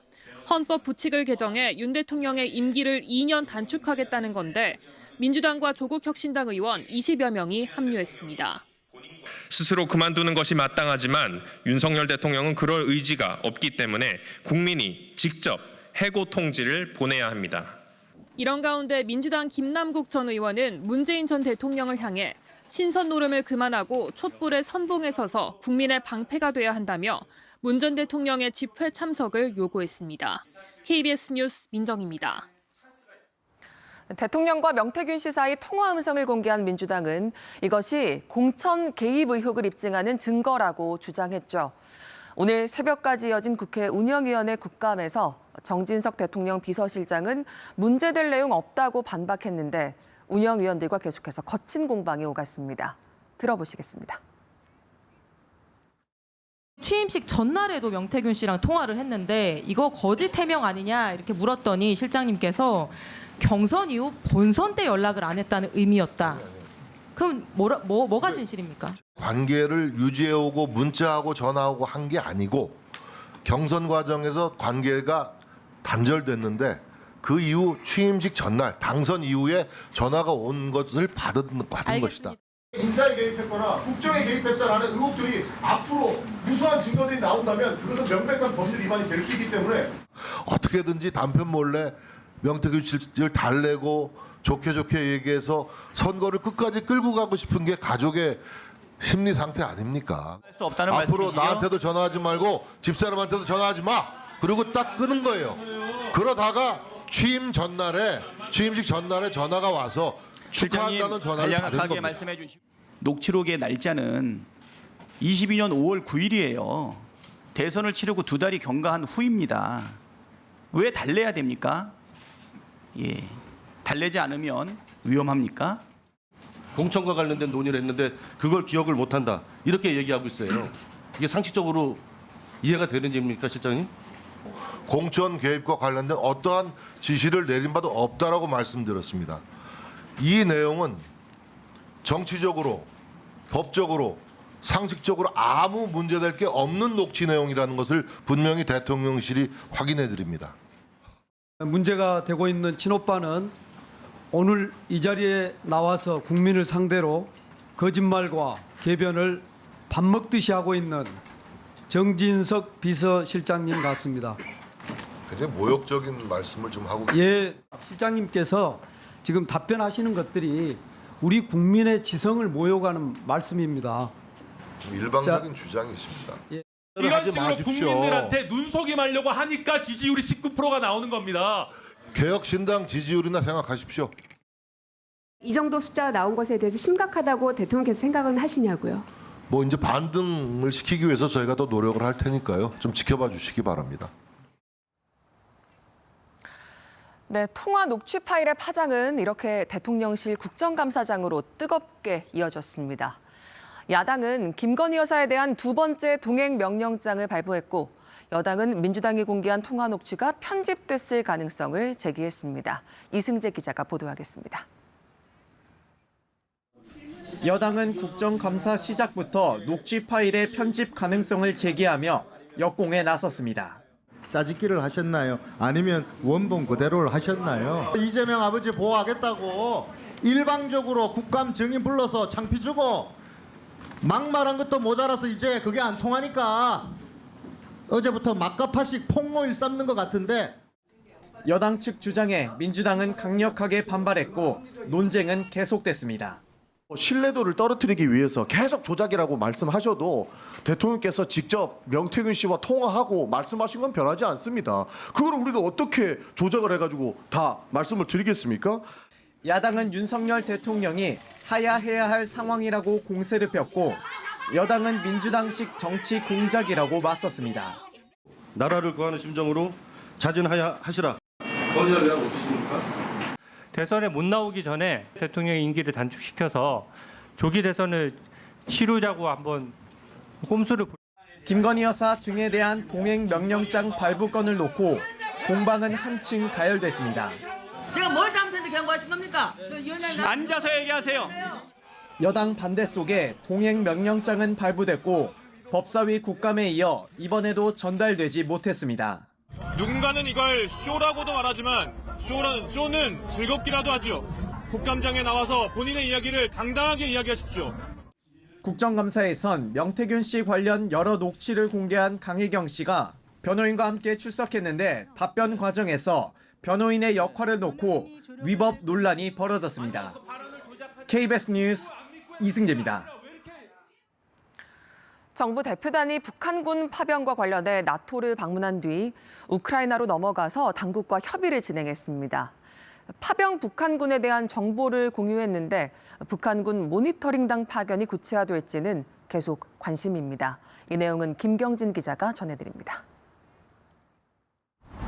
홍장원 국가정보원 1차장을 단장으로 하는 정부 대표단은 현지 시각 지난달 31일 우크라이나 키이우에 도착해서 군과 정보당국의 주요 인사들을 만났습니다. 주로 북한군 파병과 관련한 정보를 공유한 거로 전해졌습니다. 정부 대표단은 특히 북한군과의 교전이 시작돼 북한군 포로가 붙잡혔을 때 신병을 어떻게 할지에 대해서도 논의했을 거로 보입니다. 젤렌스키 대통령은 KBS와의 인터뷰에서 북한군이 포로로 잡혀도 한국에 보내진 않을 것이라고 밝혔는데 신문 참여 등 다른 방안을 논의했을 수도 있습니다. 북한군 전황 모니터링단을 보내는 문제는 분위기 탐색에 그친 거로 전해졌습니다. 우크라이나 무기 지원 문제도 논의됐을 것으로 보이는데 젤렌스키 대통령은 공식 지원 요청은 우크라이나 특사가 한국을 방문했을 때 하겠다고 밝힌 바 있습니다. 한편 우크라이나 수도 키이우에는 연일 공습이 이어지고 있습니다. 우크라이나군 총참모부는 러시아가 지난 10월 한 달간 총 2023개의 공격용 드론을 발사했다고 밝혔습니다. 전면전 개시 이후 월간 최대 기록입니다. 올해 초부터 10개월간 보낸 총 드론의 양은 약 7,000대에 이르는데 주로 이란의 샤헤드 자폭 드론이었다고 러시아 당국은 밝혔습니다. 키이우에서 KBS 뉴스 김경진입니다. 최선희 북한 외무상이 러시아 외무장관과 만나 한반도 상황이 언제든 폭발적으로 변할 수 있다며 핵 강화 노선을 바꾸지 않겠다고 말했습니다. 영국 정부는 북한군 상당수가 러시아 쿠르스크로 향하고 있다며 확전을 중단하라고 촉구했습니다. 이화진 특파원의 보도입니다. 꽃다발 선물로 환대를 받으며 러시아 외무장관과 회담을 시작한 최선희 북한 외무상. 우크라이나와 전쟁 중인 러시아의 승리를 위해 최선을 다하겠다고 다짐했습니다. 반드시 승리를 이룩하리라는 데 대해서 믿어 의심치 않으며 승리일 그날까지 언제나 러시아 동지들과 함께 있을 것이라는 것을 확언하는 바입니다. 최 외무상은 이 자리에서 미국과 한국이 북한에 대한 핵 공격을 모의하고 있다면서 한반도 상황이 언제든 폭발적으로 변할 수 있다고 위협했습니다. 또한 핵무기를 강화해 보복 핵 공격을 가할 수 있는 준비를 해야 한다고도 강조했습니다. 북한군 파병으로 국제사회의 비난을 받는 상황에서 한반도 핵무기 사용에 대한 당위성까지 찾겠다는 의도로 보입니다. 러시아 측도 화답했습니다. Договор о стратегическом партнерстве призван также сыграть стабилизирующую роль в регионе Северо-Восточной Азии, ну и в более широком плане на всем нашем континенте. 라브로프 장관은 회담 모두 발언을 통해 북러가 포괄적 전략 동반자 조약에 서명한 이후로 새로운 관계가 채택됐다며 북한군 파병을 정당화하는 듯한 발언까지 내놨습니다. 북한과 러시아가 밀착하는 가운데 영국 정부는 북한군 상당수가 러시아 쿠르스크를 향해 이동하고 있다고 밝혔습니다. 영국 총리실 대변인은 북한군 파병은 확대적인 침공 행위라고 지적하며 중단하기를 강력하게 촉구했습니다. 유엔 안전보장이사회는 북한의 신형 대륙간 탄도미사일 발사 문제를 다루는 공식 회의를 오는 4일 개최하기로 했습니다. 파리에서 KBS 뉴스 이화진입니다. 어젯밤 경기도 고양시 킨텍스의 한 게임 관련 행사장에 폭발물이 설치돼 있다는 글이 인터넷에 올라와 밤새 대기하던 시민들이 급히 대피했습니다. 경찰 특공대와 인근 군부대 또 소방 인력까지 투입돼 수색했지만 폭발물은 발견되지 않았습니다. 이 밖에 밤사이 사건 사고 김혜주 기자가 보도합니다. 행사가 모두 끝난 밤, 행사장 앞에 사람들이 길게 줄을 서 있습니다. 다음 날 진행 예정이던 게임 관련 행사에 빨리 입장하기 위해 밤새 대기하던 시민들입니다. 원하는 상품 같은 거를 먼저 얻으려고 그렇게 세는 것 같아요. 저희도 원래 내일 오려고 했는데 오늘 그냥 빠르게 집 사가지고 온 거거든요. 건물 안쪽에서 대기하던 이들이 밖으로 나오게 된 건 한 인터넷 커뮤니티에 행사장에 폭발물을 설치했다는 글이 올라왔기 때문입니다. 해당 게시글을 보면 대기하는 시민들의 짐 사이에 폭탄 가방이 숨겨져 있다며 이들을 돌려보내지 않으면 가방을 폭파시키겠다고 쓰여 있습니다. 작년에도 이제 원신 여름 축제 때 폭탄을 설치했다는 허위 위협 글이 있었어요. 나사 같은 쇠뭉치들이 터지는 그런 방식의 밥솥 폭탄을 설치했다라는 글이 있었어요. 근데 올해도 이 글을 본 네티즌은 즉각 경찰에 신고했고 경찰 특공대와 인근 군부대, 소방 인력 등이 폭발물 설치 여부를 확인했습니다. 탐지견까지 투입해 2시간이 넘게 수색했지만 폭발물은 발견되지 않았습니다. 경찰은 해당 게시글이 허위로 작성됐다고 보고 게시자를 특정하는 등 협박 혐의로 수사할 방침입니다. 도로 위에 차량이 뒤엉켜 있습니다. 어제 저녁 8시 40분쯤 경남 김해시 진영읍에서 50대 남성이 몰던 승합차가 차량 3대를 들이받았습니다. 사고 당시 승합차 운전자는 술에 취한 상태로 혈중 알코올 농도는 면허 취소 수준으로 확인됐습니다. 어제 저녁 8시 20분쯤 대전 서구 월평동의 한 다가구 주택에서 불이 났습니다. 불은 17분 만에 꺼졌지만 불이 난 집에 거주하던 60대 남성이 숨졌습니다. 소방당국은 정확한 화재 원인을 조사하고 있습니다. KBS 뉴스 김혜주입니다. 현지 시간 다음 주 화요일 미국 대선이 코앞이죠. 막판까지 백중세라는 관측 속에 또다시 막말이 논란이 됐습니다. 트럼프 후보가 자신의 정적을 향해 얼굴에 총을 겨누는 상황을 상상해보자고 하자 해리스 후보는 곧바로 폭력적 표현이라며 강하게 비판했습니다. 워싱턴에서 조혜진 특파원입니다. 트럼프 전 대통령이 자신의 정적에 대한 막말로 또다시 논란이 됐습니다. 공화당 리즈 체니 전 하원 의원을 전쟁을 지지하는 전쟁 매파라고 지칭하며 그녀의 얼굴에 총을 겨누는 상황을 상상해보자고 말한 겁니다. Let's put her with a rifle standing there with 9 barrels shooting at her, okay? Let's see how she feels about it. 체니 전 의원은 공화당 내 대표적인 반트럼프 인사로 미 의사당 폭동 관련 하원 조사위원회 부위원장을 맡았습니다. 최근에는 해리스 부통령에 대한 공개 지지를 선언하고 함께 경합주 유세에 나서기도 했습니다. 체니 전 의원은 자신의 소셜미디어를 통해 트럼프 전 대통령의 발언은 살해 위협이라고 비판하며 이것이 독재자의 방식이라고 목소리를 높였습니다. 해리스 부통령도 곧바로 공세에 나섰습니다. 트럼프 전 대통령이 정치적 반대자들에 대한 폭력적인 수사를 늘려왔다며 대통령으로서 실격이라고 강하게 비판했습니다. Anyone who wants to be president of the United States who uses that kind of violent rhetoric is clearly disqualified and unqualified to be president. 치열한 공방이 이어지는 가운데 주요 승부처인 펜실베이니아에서 지난달 동률이던 지지율이 오차 범위 내에서 해리스 쪽으로 조금 기울었습니다. 이에 공화당 측은 펜실베이니아에서 우편 투표 관련 소송을 내는가 하면 꾸준히 선거 사기 의혹을 제기하고 있습니다.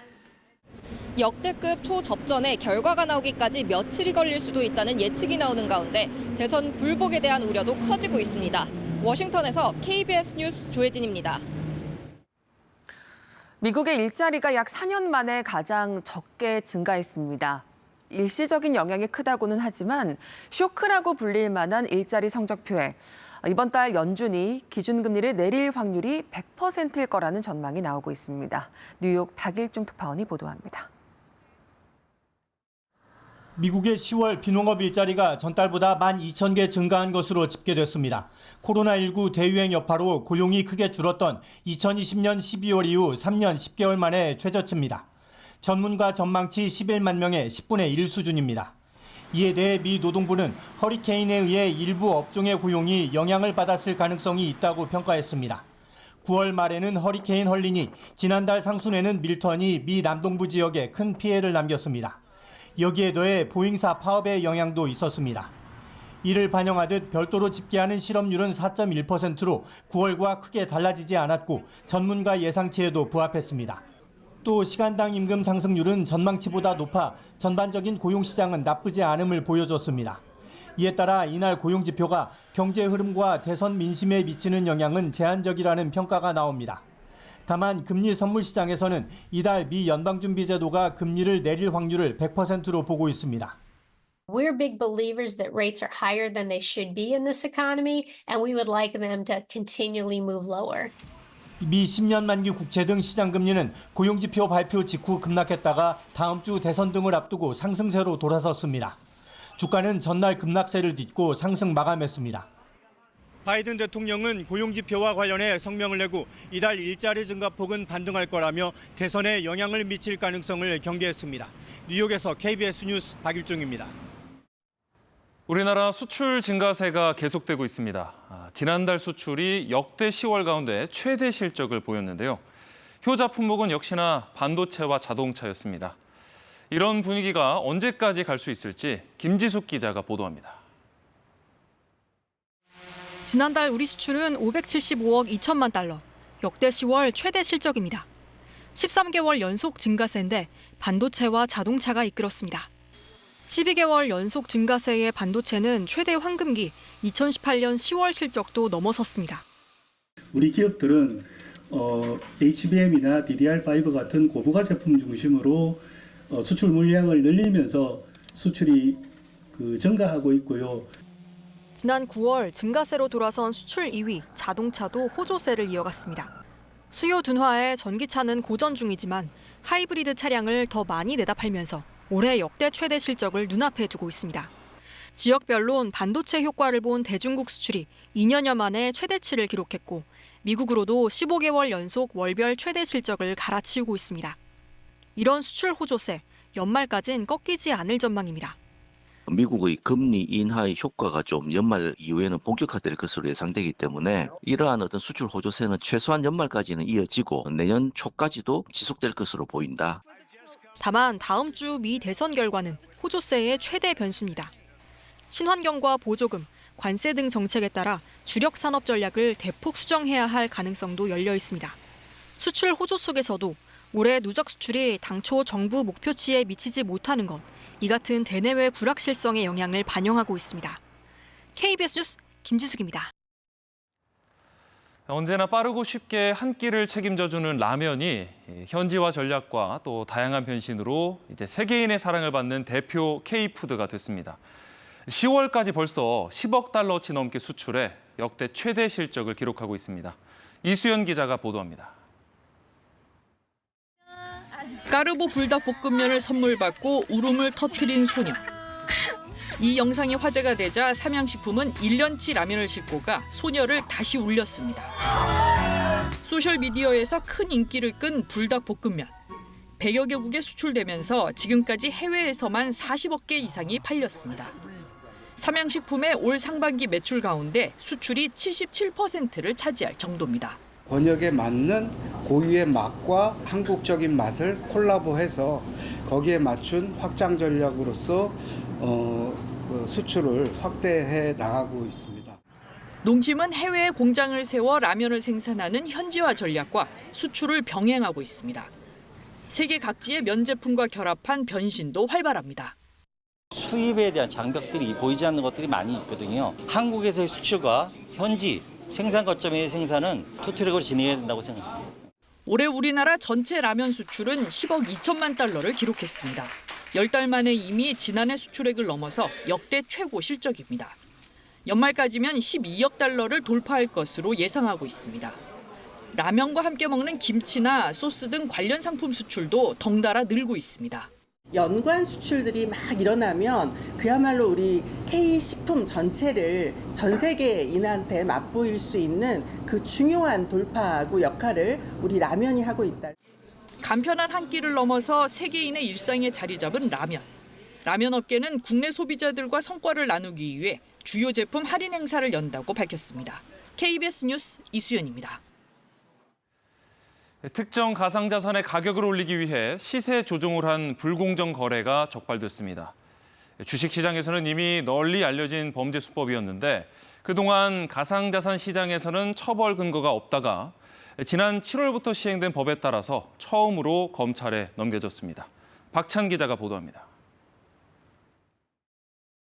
금융위원회와 금융감독원은 지난달 25일 가상자산 시장 불공정 거래 혐의 사건을 검찰에 통보했다고 밝혔습니다.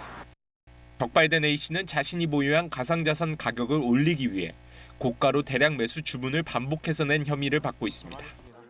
또 자동으로 매수 주문과 취소를 반복하는 특정 프로그램을 이용해 거래량도 부풀린 것으로 조사됐습니다. 이런 방식으로 A씨가 거둔 부당이득은 수십억 원에 이르는 것으로 추산됩니다.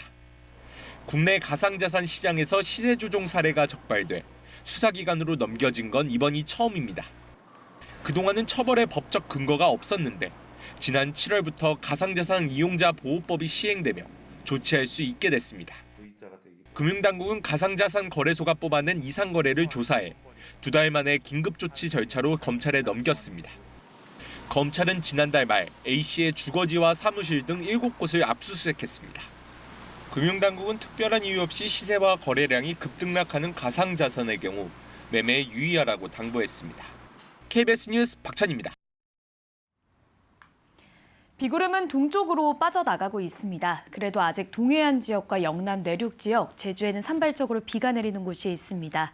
오늘 동해안과 영남 지역에는 5에서 30mm, 전남과 제주에 5에서 20mm, 중부 내륙 지역과 울릉도, 독도에는 5mm 미만의 비가 조금 내리는 곳이 있겠습니다. 비는 오전에 대부분 그치겠지만 남부지방은 오후까지도 이어지는 곳이 있겠고요. 동해안 지역은 밤까지도 비가 내리겠습니다. 다음 주 화요일에는 기온이 큰 폭으로 떨어지겠습니다. 화요일 아침에는 서울 기온이 5도까지 뚝 떨어지면서 날이 추워지겠습니다. 현재 기온은 어제보다 조금 높습니다. 서울 13.1도 가리키고 있고요. 한낮에는 서울 23도, 대구 21도, 광주 24도로 어제보다 기온이 높아서 온화하겠습니다. 바다의 물결은 모든 해상에서 최고 4에서 6m까지 매우 높게 일겠고요. 동해안과 남해안, 제주 해안에서는 높은 너울을 주의하셔야겠습니다.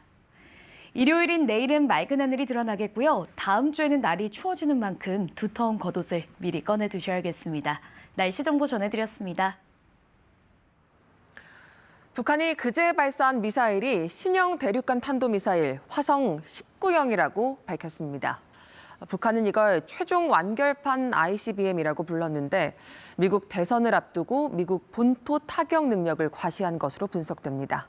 유호윤 기자가 보도합니다. 대륙간 탄도미사일을 쏜 지 하루 만에 발사 장면을 공개한 북한. 미사일 명칭을 신형 화성 19형이라고 밝혔습니다. 최신형 대륙간 탄도미사일 화성포 19형 시험 발사가 성공적으로 단행됐습니다. 북한은 화성 19형이 최대 정점 고도 7,687km까지 도달했고 1,001km를 약 86분간 비행해 목표한 동해 공해상에 떨어졌다고 주장했습니다. 정점 고도와 비행 시간 모두 북한 ICBM 가운데 최고 기록입니다. 그러면서 화성 19형을 ICBM 최종 완결판이라고 주장했습니다. 외형적으로는 이전 화성 18형보다 탄두 부분이 뭉툭해졌는데 여러 개의 탄두를 싣는 다탄두 탑재를 노렸다는 분석이 나옵니다. 또 이동식 미사일 발사대는 물론 미사일 자체의 길이도 길어졌는데 사거리나 탄두 중량이 늘었을 것으로 추정됩니다. 합참은 정상각도 발사나 다른 테스트를 끝내야 완성 여부를 평가할 수 있다고 밝혔습니다. 딸 주혜와 함께 발사 현장에 나온 김정은 국무위원장은 핵 투발 수단 개발에서 확보한 패권적 지위가 절대 불가역이라는 것을 보여줬다며 핵무력 강화 노선을 그 어떤 경우에도 절대로 바꾸지 않을 것이라고 말했습니다. 미국 대선을 앞두고 미 본토 타격이 가능한 ICBM 신형 모델을 앞세워 존재감을 과시한 거로 풀이됩니다. 되돌이키기 어려울 정도의 핵무기 고도화를 이뤘다라는 것을 미국에 일단 2차적으로 가장 강력하게 전달하는 게 있고, 다만 북한이 이번에 정상 각도로 시험 발사를 하지 않아 대기권 재진입 같은 ICBM 핵심 기술을 확보했는지는 여전히 불확실한 상황입니다. KBS 뉴스 유호윤입니다. 서울 송파구에서 어제 70대 운전자가 몰던 승용차가 인도로 돌진해 모두 4명이 다치는 일이 있었습니다. 음주나 마약을 한 상태는 아니었고 급발진 주장도 하지 않았다고 해서 경찰이 조사를 진행하고 있습니다. 원동희 기자입니다. 신호가 바뀌자 움직이기 시작하는 차량들. 갑자기 맞은편에서 승용차 한 대가 나타나 인도로 돌진합니다. 주변은 뿌연 흙먼지로 뒤덮이고 사고 굉음에 주변 상인들까지 뛰쳐나옵니다. 음성으로 얘기하자면 뭐 이 정도의 소리 정도? 라지에다가 터져서 그런 건지 연기가 좀 모락모락 나고 있었고요. 서울시 송파구의 한 거리에서 70대 여성이 몰던 승용차가 인도로 돌진한 건 어제 오전 9시쯤. 사고를 낸 차량은 이 도로를 역주행한 뒤 인도를 지나 행인들을 친 뒤 건물 외벽을 들이받았습니다. 이 과정에서 오토바이 운전자와 인도를 걷던 행인 2명이 차량에 치였습니다. 승용차 운전자도 부상을 입는 등 모두 4명이 경상을 입고 병원으로 옮겨졌습니다. 사고 충격으로 담벼락과 인근 식당 내외부가 크게 부서졌지만 다행히 식당이 문을 열기 전이어서 큰 인명피해는 없었습니다. 출근 전이어서 정말 다행이죠. 원래 항상 저 발렛 부스에 사람이 계시거든요. 사고 당시 운전자는 음주나 마약을 한 상태는 아니었고 급발진 주장도 하지 않은 것으로 알려졌습니다. 경찰은 정확한 사고 경위를 조사하고 있습니다. KBS 뉴스 원동입니다. 판매 사원이 중고차를 팔았는데 이에 대한 보상을 받기는커녕 오히려 사원이 회사에 개인 돈을 냈습니다. 5년 동안이나 이어져 왔다는데요. 돈을 내며 회사를 다니는 이 황당한 일을 배지연 기자가 취재했습니다. 한 유명 수입차 공식 딜러 업체 소속 중고차 판매 사원인 A씨. 시승용 차량을 중고로 팔 때마다 오히려 회사에 개인 돈을 냈습니다. 회사가 우리를 상대로 약간 윷놀이한 것처럼 이달에는 너무가 정리하자. 이런 일은 5년 동안이나 반복됐습니다. 대체 어떻게 된 일일까? 판매 사원들은 딜러 업체가 사온 시승차를 중고로 되팔아야 하는데 애초에 매입가가 시세보다 높아 팔아도 손해를 볼 수밖에 없는 상황. 그런데 딜러 업체가 이 손해를 판매 사원에게 떠넘긴 겁니다. 그게 5천만 원인데 지금 시장에서 판매되는 가격은 4,800만 원이에요. 그렇게 해서 200만 원 손실이 나면 저희가. 이렇게 판매 사원들이 손해액 보전을 위해 업체에 낸 돈은 수억 원대에 달하는 거로 알려졌습니다. 내가 돈을 벌기 일을 하는 거지. 내가 회사에다 돈 주는 일을 하는 거지. 근로자의 과실 여부와 무관하게 회사가 업무상 발생한 손해를 근로자에게 전가하는 행위는 근로기준법 위반에 해당합니다. 이 손해배상을 받아야 한다고 한다면 법원의 판단을 받아야 하는 것이지 사용자라는 이런 권력 관계를 이용해서 일방적으로 전가해서는 안 된다. 해당 딜러업체 부사장은 KBS의 취재가 시작되자 앞으로 손실액을 판매사원이 보전하라는 지시를 하지 않겠다고 밝힌 것으로 알려졌습니다. 업체 측은 당시 운영 방식이 영업사원의 손실로 이어질 수 있는 거로 파악됐다며 손실분은 회사가 부담하기로 했다고 밝혀왔습니다. 하지만 판매사원이 이미 낸 돈을 돌려줄 계획이 있느냐는 KBS의 질의엔 답변을 내놓지 않았습니다. KBS 뉴스 배지연입니다. 서울 명동 한복판에 한국을 알리는 거대한 전광판이 등장했습니다. 뉴욕 타임스 스퀘어처럼 이른바 명동 스퀘어로 만들기 위한 첫 발을 뗀 건데요. 해외 관광객들이 즐겨 찾는 새로운 랜드마크가 될 수 있을지 주목됩니다. 김민혁 기자의 보도입니다. 고층 건물 사이로 형형색색의 거대한 LED 전광판이 모습을 드러냅니다. 한 달여 앞으로 다가온 크리스마스 분위기가 눈길을 사로잡고 서울을 알리는 캐릭터 해치가 시민들을 맞이합니다. 명동 일대에 새롭게 만들어진 명동 스퀘어입니다. 이쪽을 많이 지나다니는데 이번에 전광판으로 바뀌니까 좀 더 눈에 잘 들어오는 것 같고 크리스마스 영상이나 공익 영상 같은 거 게재하면 굉장히 좋을 것 같습니다. 이미 매해 연말 미디어 파사드로 유명한 이 백화점 건물이 1호 주인공이 됐습니다. 이런 대형 전광판이 가능한 건 지난해 이 일대가 5개 강호물 자유표시구역으로 지정됐기 때문입니다. 모양과 크기에 규제가 없어 자유롭게 5개 강호물을 설치할 수 있게 됐습니다. 2033년까지 차례대로 명동 관광특구 일대 16곳에 이런 초대형 전광판이 들어설 예정입니다. 이를 통해 미국 뉴욕 타임스 스퀘어나 영국 런던 피커딜리 서커스 같은 랜드마크로 조성한다는 계획입니다. 대한민국의 대표적인 랜드마크가 되기 위한 스팟으로 만드는 그런 이벤트들, 그런 것들을 지속적으로 펼치면서 이 공간 자체의 변화를 좀 이끌려고 하고 있습니다. 서울 중구청은 우선 내년까지 6곳에 대형 전광판을 설치하고 거리 80곳에는 강남역 일대와 같은 미디어폴 등도 함께 조성하기로 했습니다.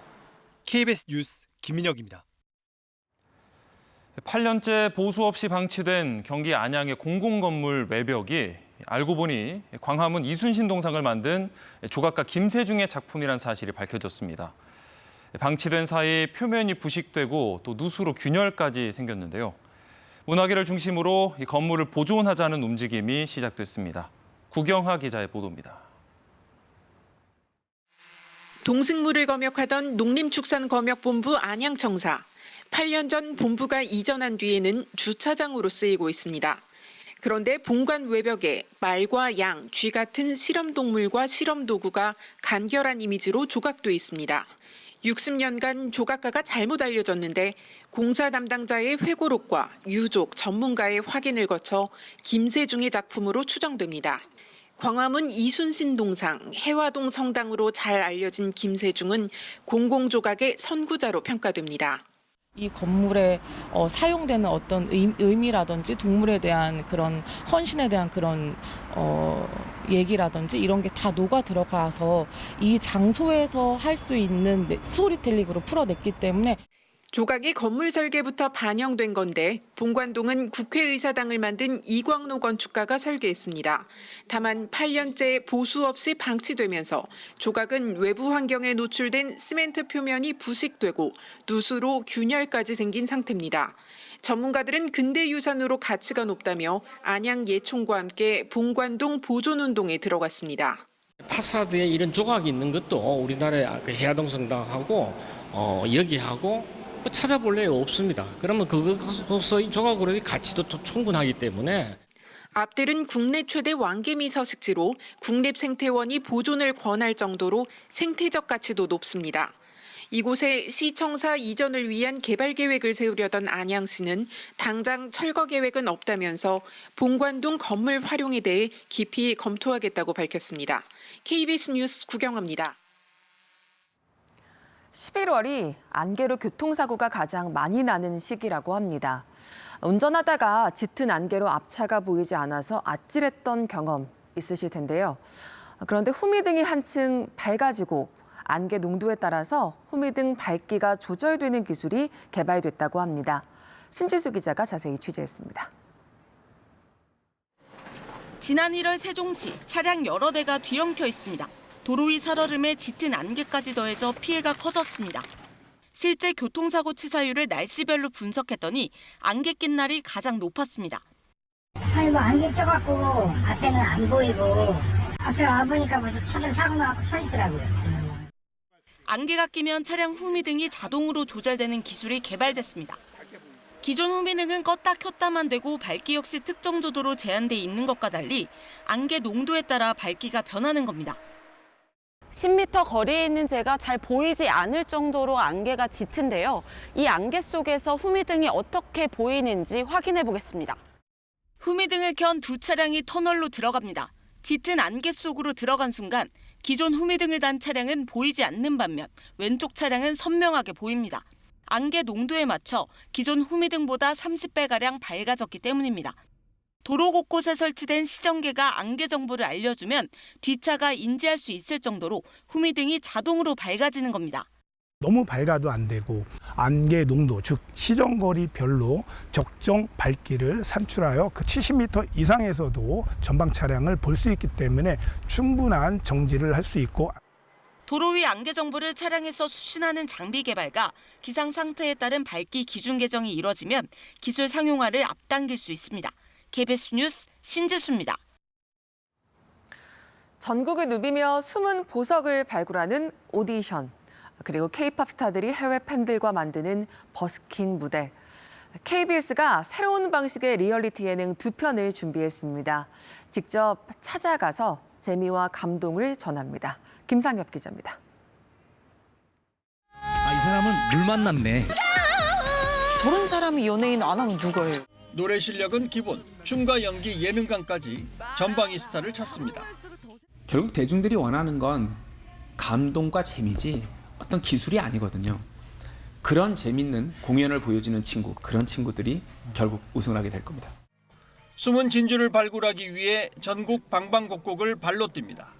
사투리 쓰는 친구들도 있고 전주 쪽에서는 정말 한복 입고 오는 친구들도 있었고 그래서 되게 다재다능하고 재능 있는 친구들이 많고 다양한 친구들이 많아서 제가 보면서 너무 즐거웠어요.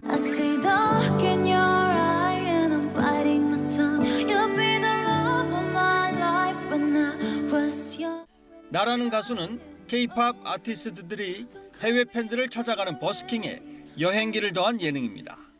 팬들과 가깝게 교감하고 함께 노래하는 열린 무대. 단순히 듣는 무대를 넘어 따뜻한 소통의 장을 만듭니다. 사실 음악 프로라는 게 저도 막 그냥 좋은 음악 들려주는구나, 와 좋다, 그냥 좀 이런 식으로 좀 접근을 했었거든요. 근데 이번에 나라는 가수를 찍으면서 느낀 건 따뜻한 포. 특히 그 MZ 세대 분들한테는 이 K컬처가 정말 약간 대세인 문화?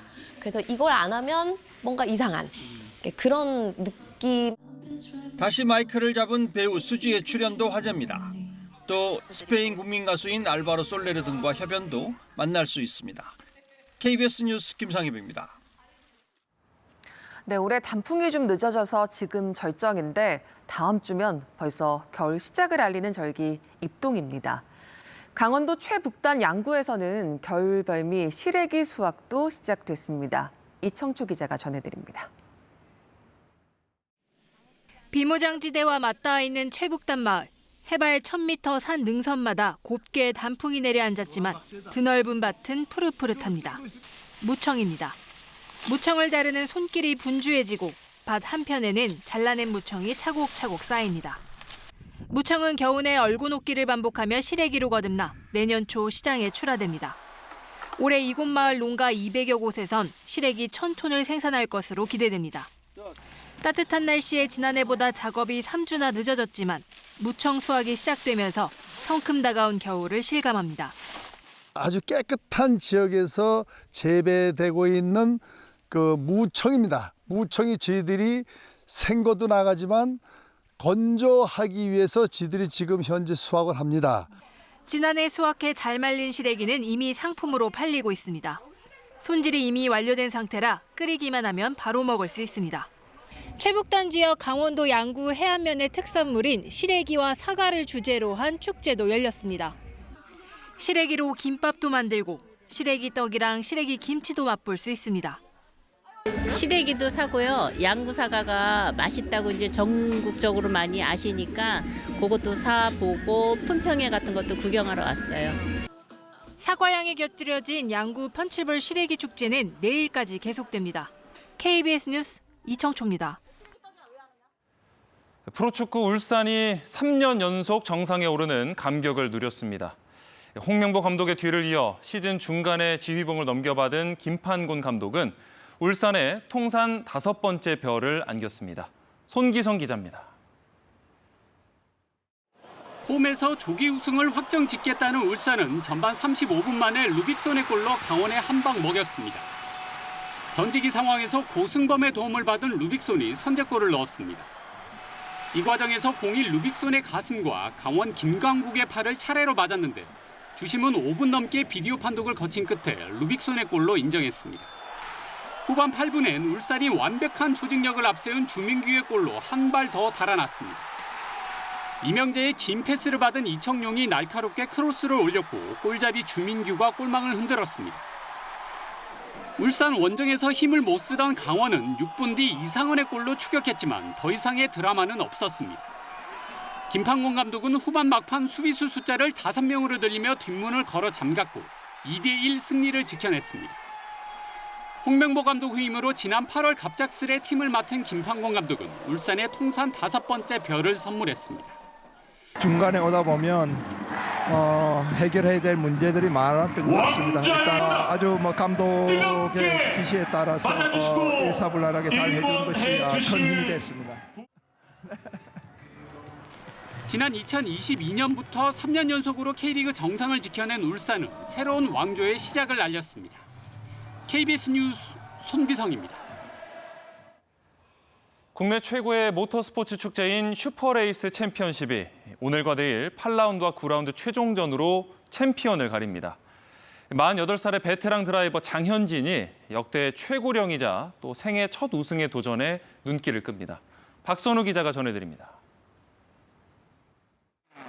DJ의 신나는 음악과 함께 펼쳐졌던 나이트 레이스는 올해 모터스포츠 최고의 명장면으로 꼽힙니다.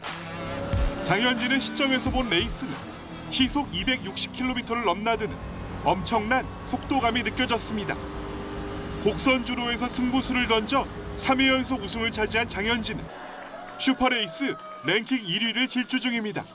장현진의 말하는 대로 지금 다 되고 있어요. 인간의 한계까지 몰아붙여야 하는 모터스포츠에서 48살 드라이버가 생애 처음이자 최고령 우승을 노린다는 점에서 장현진의 도전은 박수를 받고 있습니다. 자동차 계기판을 개발하던 20대 청년이 뒤늦게 입문한 레이싱에서 거둔 성과라 더 값지게 느껴집니다. 타이틀 얻는 데까지 이렇게 오랜 시간이 걸렸던 적은 없었던 것 같아요. 꼭 넘고 싶은 산이었기 때문에 6천이라는 거는 저한테는 항상 그 도전의 의식으로. 장현진이 126점으로 독보적인 1위지만 지난 7라운드에서 3년 6개월 만에 우승한 황진우가 막판 뒤집기를 노립니다. 황진우는 장현진의 25점 차로 뒤졌지만 1위를 하면 최대 32점까지 추가할 수 있어 끝까지 결과는 알 수 없습니다.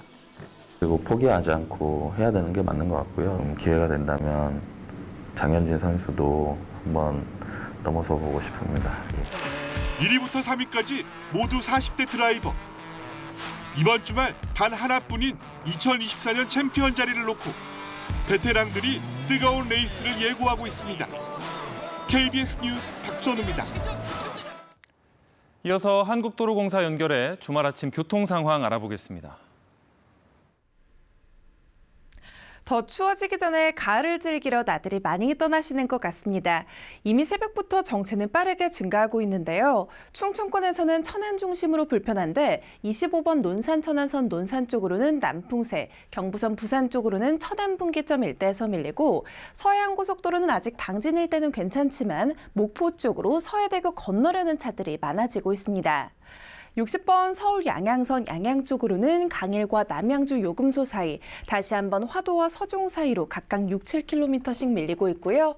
50번 영동고속도로 강릉 쪽으로는 마성터널부터 양재터널까지 가장 길게 막혔다가 이제는 호법 중심으로도 차들이 많아지고 있습니다. 52번 광주 원주선은 꾸준하게 원주 쪽으로 초월터널을 앞두고 속도가 떨어지고요. 15번 서해안고속도로 목포 쪽으로는 8탄 분기점에서 막혔다가 다시 한번 서해대교 건너기도 힘겹습니다. 지금까지 고속도로 교통방송이었습니다.